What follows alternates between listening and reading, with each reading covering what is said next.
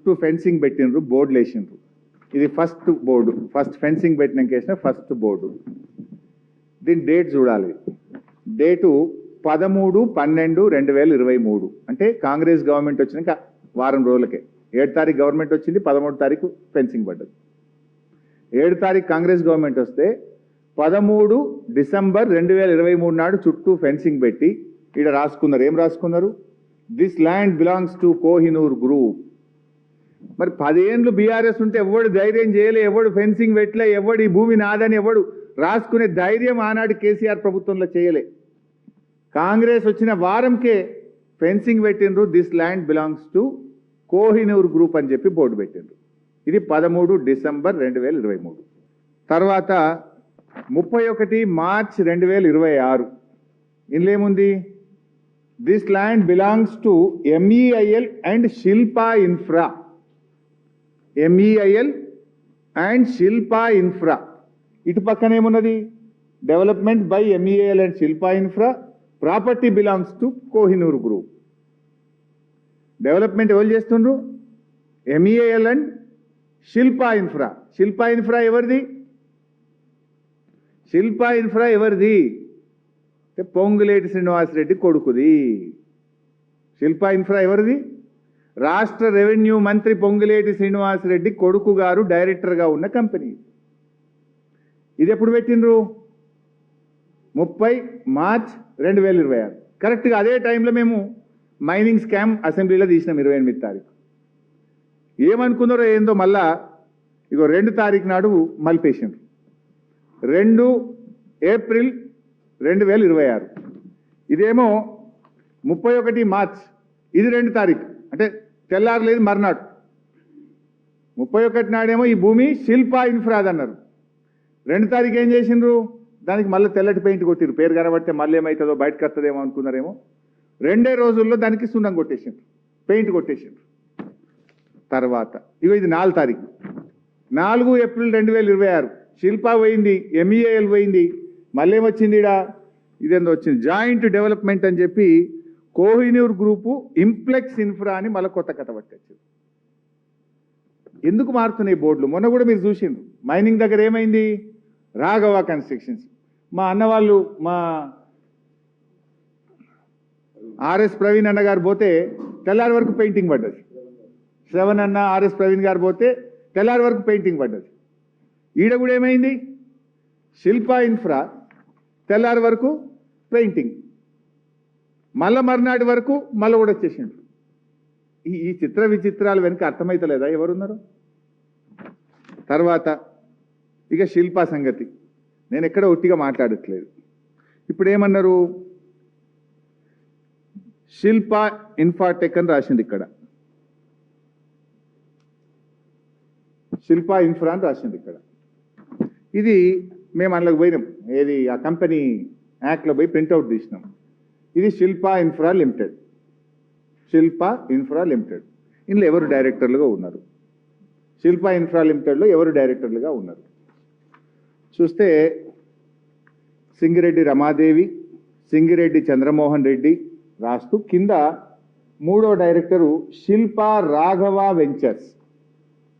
ఇద్దరేమో పేర్లు ఉన్నాయి. 3వదేమో శిల్పా రాఘవ వెంచర్స్.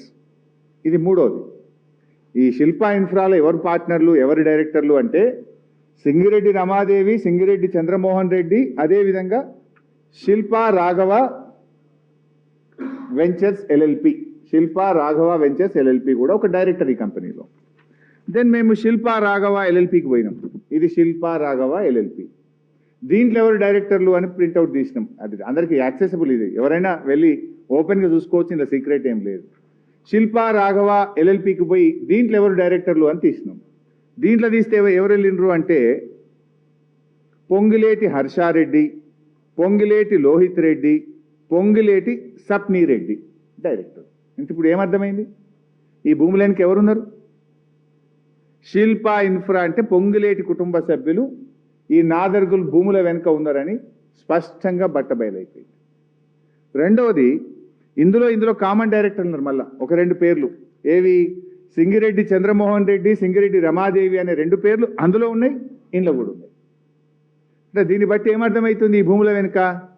అందుకే ఆర్డీఓ ఎందుకు కొట్టేస్తలేడు, హైడ్రా ఎందుకు స్పందిస్తలేదు అంటే రెవెన్యూ మంత్రి కుటుంబ సభ్యులే ఈ భూముల వెనుకున్నాక ఆర్డీఓ కదులుతాడా? రెవెన్యూ మంత్రి కుటుంబ సభ్యులే ఉన్నాక ఇక పోలీసు వాళ్ళు, ఇప్పుడు అమ్మ చెప్పింది ఏమన్నది, మన కౌసల్య ఏమన్నది, కౌసల్య కానీ మమత కానీ పోలీసు వాళ్ళు వచ్చి మమ్మల్ని బెదిరిస్తున్నారు సార్, మా మీద కేసు పెడుతున్నారు సార్ అన్నారు. అంటే భూములు రక్షకులే భక్షకులు అయిపోయింది. రక్షించాల్సిన రక్షకులు కబ్జాదారుల పక్షపాతం వహిస్తున్నారు, కబ్జాదారులకు కొమ్ము కాస్తున్నారు. అందుకే భూములను కస్టోడియన్గా ఉన్న ఆర్డీఓ, ల్యాండ్ రెవెన్యూ ట్రిబ్యునల్ చైర్మన్గా ఆ భూములను కాపాడాల్సిన ఆర్డీఓ మౌనంగా ఎందుకుంటున్నాడు? పైన రెవెన్యూ మంత్రి గారి కుటుంబ సభ్యులు ఉంటే పాపం చిన్న అధికారి ఆర్డీఓ ఏం చేయగలుగుతాడు?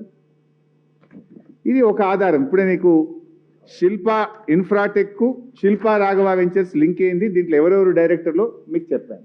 ఇంకొక లింక్ చూపిస్తాను. వీళ్ళు మున్సిపల్ కమిషనర్ బడంపేట్కు మేము కాంపౌండ్ వాల్ పెట్టుకుంటామని ఒక దరఖాస్తు పెట్టిండ్రు. ఇది దరఖాస్తు బడంపేట్ మున్సిపల్ కమిషనర్కి పెట్టిన దరఖాస్తు. ఎవరు పెట్టిండ్రు? M by S aqua square realtors private limited.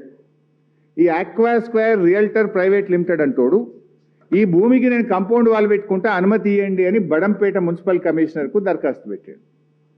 సరే ఇచ్చిండ్రా లేదా నా దగ్గర సమాచారం లేదు, ఇవ్వకూడదు, ఎందుకంటే ఇది గవర్నమెంట్ ల్యాండ్.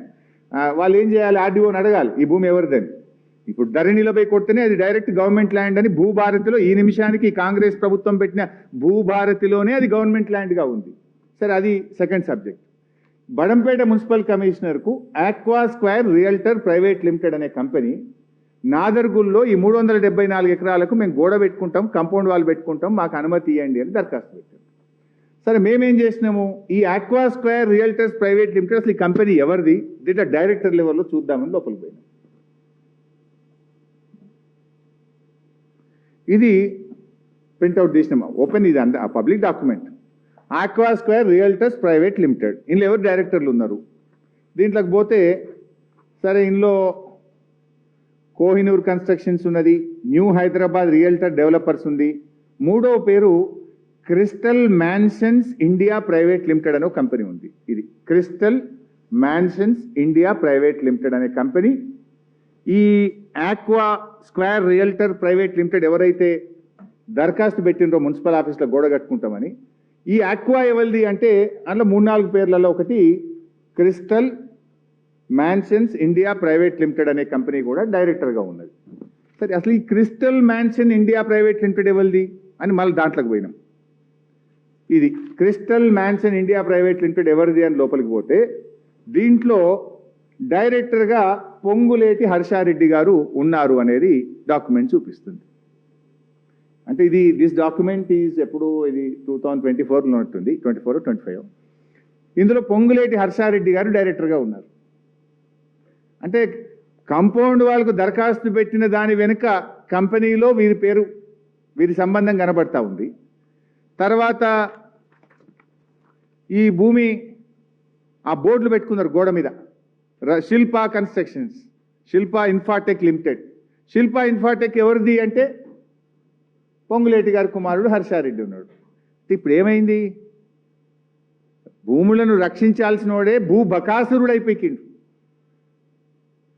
భూబకాసురుడైపోయినాక ఇంకా పేదవాడికి రక్షణ ఎక్కడ దొరుకుతుంది గవర్నమెంట్లా?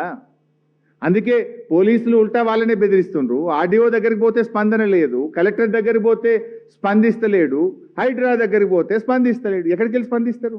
ప్రభుత్వం పెద్దలే గద్దలైనప్పుడు, పెద్దలే గద్దలైపోయి పేదల పాలిట వాళ్ళు ఇట్లయిపోయినాక ఇంకెక్కడి నుంచి పేదలకు న్యాయం జరుగుతుంది? మరి ముఖ్యమంత్రి గారు డైలాగులు కొట్టినావు కదా, ఎవరిని వదిలిపెట్టా, నా మంత్రి అయినా వదిలా, నా తమ్ముడినైనా వదిలా అన్నావు కదా, దీని మీద ఎందుకు స్పందించవు? రేవంత్ రెడ్డి నువ్వు అసెంబ్లీలో మాట్లాడిన మాటలో వీసమెత్తు నిజమున్నా, నీకు నిజాయితీ ఉంటే తక్షణమే హైడ్రాను పంపించి మొత్తం ఆ ఫెన్సింగ్ను కూలగొట్టు, ఆ కాంపౌండ్ వాళ్ళను కూలగొట్టు, ఆ రైతులను అక్కడికి వెళ్ళనీయు, ప్రభుత్వ భూమిగా దాన్ని వెంటనే డిక్లేర్ చేయాలని చెప్పి నేను ఈరోజు డిమాండ్ చేస్తా ఉన్నా. ఆక్వా, సారీ ఏక్యూ స్క్వేర్ అన్నట్టున్నా నేను, అది ఏక్యూ కాదట, ఆక్వానా, సారీ ఏక్యూ, నేను ఆక్వా అన్నట్టున్నా, AQ square, I stand correction, aqua బదులు AQ square realtors private limited. ఈ డాక్యుమెంట్స్ అన్ని మీకు షేర్ చేస్తాను, నథింగ్, ఇందులో ఏం సీక్రెట్ లేదు. సో ఇప్పుడు నేను రేవంత్ని ఒకటే డిమాండ్ చేస్తున్నా, అసెంబ్లీలో డైలాగ్ కొట్టినావు కదా, ఎవరిని ఇడిచిపెట్టానో కదా, మరి దీంట్లో ఎందుకు ఇడిచిపెడుతున్నావు? తోలి ఇప్పుడు హైడ్రాన్ తోలి, గోడలు గూలగొట్టు, రేకులు తీసేయి, ఆ ఫెన్సింగ్ తీసేయి.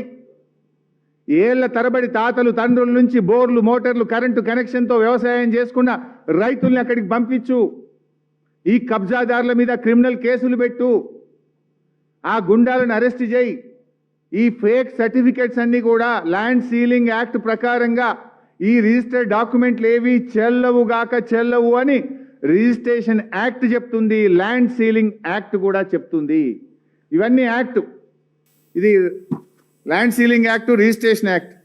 రిజిస్ట్రేషన్ యాక్ట్ 1908 సెంట్రల్ యాక్ట్, ఇది సెంట్రల్ యాక్ట్ 16 of 1908లో పారా 19లో రిజిస్ట్రేషన్ యాక్ట్ కూడా ఏం చెప్తుందంటే, ల్యాండ్ సీలింగ్ డిక్లరేషన్ కాకుండా క్రయ విక్రయాలు చెల్లవు, అటువంటి రిజిస్ట్రేషన్లు జరిగితే అవి చిత్తు కాగితంతో సమానము, ఆ రిజిస్ట్రేషన్లు చెల్లవు అని central act 16 of 1908 registration act చెప్తుంది. అదేవిధంగా ల్యాండ్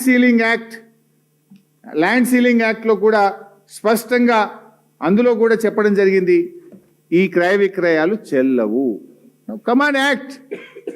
నువ్వు మాట మీద ఉండేవాడివైతే, నీ మాటలో నిజాయితీ ఉంటే, నీకు చిత్తశుద్ధి ఉంటే, నువ్వు రక్షకుడు అయితే తక్షణమే ఆ భూముల చుట్టూ ఉన్న గుండాలను అరెస్ట్ చేయి, క్రిమినల్ కేసులు పెట్టు, భూమిని స్వాధీనం చేసుకో, పెట్టిన కాంపౌండ్ వాళ్ళను గోడల్ని వెంటనే హైడ్రాన్ పంపించి కూలగొట్టి నీ నిజాయితీ రుజువు చేసుకో. ఈ డాక్యుమెంట్లన్నీ రద్దు చేయి. చట్టం నువ్వు కొత్త చట్టం చేయాల్సిన అవసరం లేదు, రిజిస్ట్రేషన్ చట్టం చెప్తుంది, ల్యాండ్ సీలింగ్ చట్టం చెప్తుంది. డాక్యుమెంట్లన్నీ కూడా రిజిస్ట్రేషన్ డిపార్ట్మెంట్కి ఆదేశాలు ఇచ్చి క్యాన్సిల్ చేయి. ఆనాడు చంద్రబాబు పోరాడిండు, రాజశేఖర రెడ్డి ప్రభుత్వ భూమిగా డిక్లేర్ చేసిండు, కేసీఆర్ గారు కాపాడిండు. నువ్వు కాపాడుతావా, వాటిని భక్షిస్తావా?